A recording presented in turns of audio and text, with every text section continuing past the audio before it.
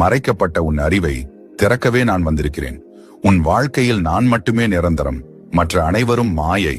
இதனை புரிந்து கொள்ள உனக்கு சிரமமாகத்தான் இருக்கும். இருப்பினும் சொல்ல வேண்டியது என் கடமை என்று தோன்றியது.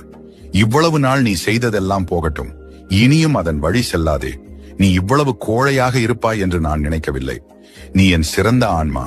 எப்பொழுதும் உன் மனம் நீ விரும்பியதை மட்டுமே செய்யும். ஆனால் உன் அறிவோ உனக்கு எது நல்லதோ அதை மட்டுமே சொல்லித்தரும். சிறிது நேரம் கண்களை மூடி உன் மனம் என்னும் மாயையை தள்ளி வைத்துவிட்டு இதை கேள். நான் தான் உன் அறிவு, நான் தான் உன் குரல், நான் தான் உன் பிரபஞ்சம், நான் தான் உன் எல்லாம். நீ செய்து கொண்டிருக்கும் செயல் உனக்கானது அல்ல. உன் நிழல் போல தொடரும் எதுவும் உன்னுடன் கடைசி வரை வரப்போவது கிடையாது. உனக்கெனவே இருப்பவற்றை நீ வெறுத்து விடாதே. அதுதான் உனக்கானது, அதுதான் உன்னுடையது, அதுவே நிரந்தரம், அதுவே உன் சரித்திரம்.